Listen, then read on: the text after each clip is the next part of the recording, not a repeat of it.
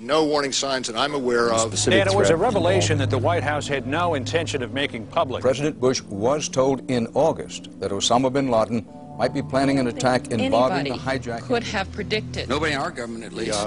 August 6th, PDD. I believe the title was Bin Laden Determined to Attack Inside the United States. 70% of family members' questions were never answered during the 9/11 Commission report. Lee Hamilton and Thomas Keane said they were set up to fail. I mean, I'm a member of the commission. It's a scam. It's absolutely disgusting. The questions, Mr. President. The questions. Building 7 ablaze at the moment and apparently getting ready to collapse.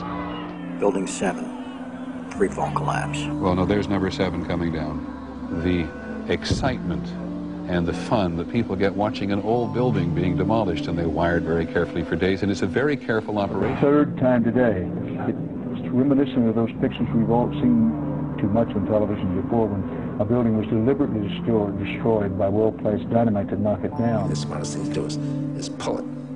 And they made that decision to pull, and then we watched the building collapse. Jane, what more can you tell us about the Salomon Brothers building and its collapse? Well, only really what you already know. Details are very, very sketchy. We're getting information now that one of the other buildings, Building 7 in the World Trade Center complex, is on fire and has either collapsed or is collapsing.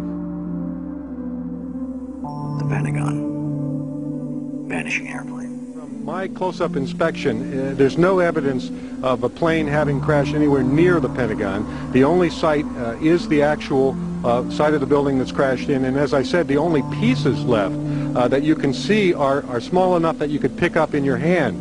There are no large tail sections, wing sections, a fuselage, nothing like that anywhere around, which would indicate that the entire plane crashed into the side of the Pentagon.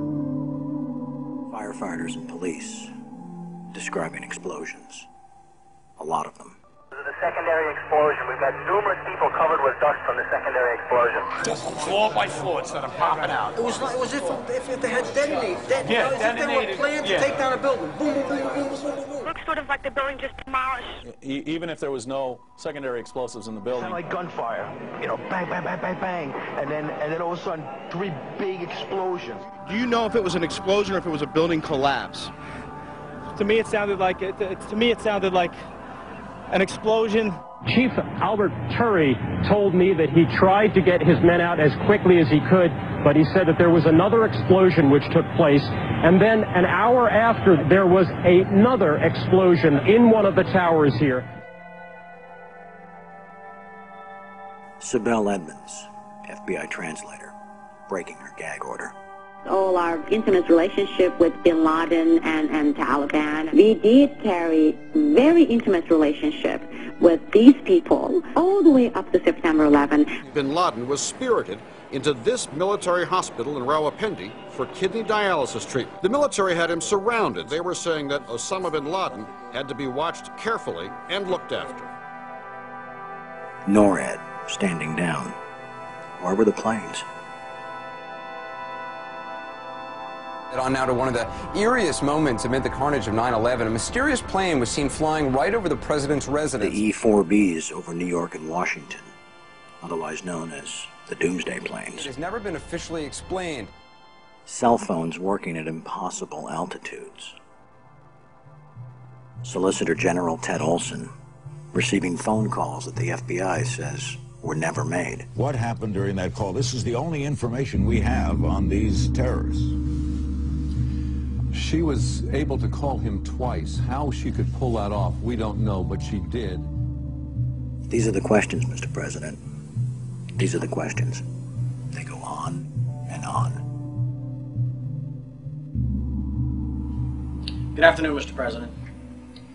I come to you today representing the families of the victims of September 11th, as well as millions of my fellow Americans. Hopefully by now you've had a chance to read my letter to you, 20 Minutes with the President, and if not, at least had its contents brought to your attention. We have questions, Mr. President. Lots of questions.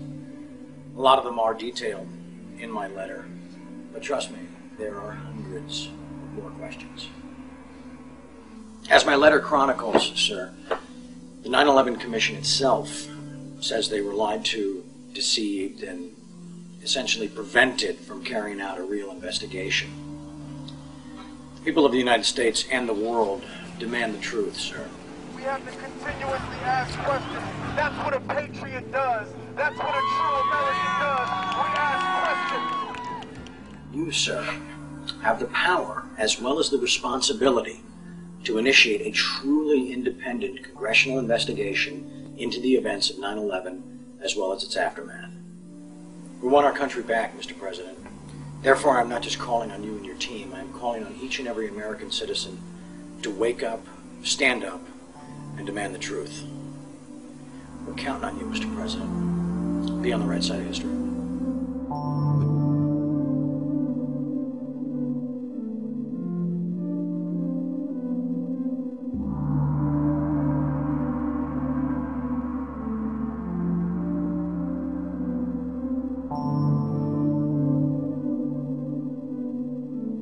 Are you now saying that they weren't asking to block an investigation? An investigation must not interfere with the ongoing efforts to prevent the next attack.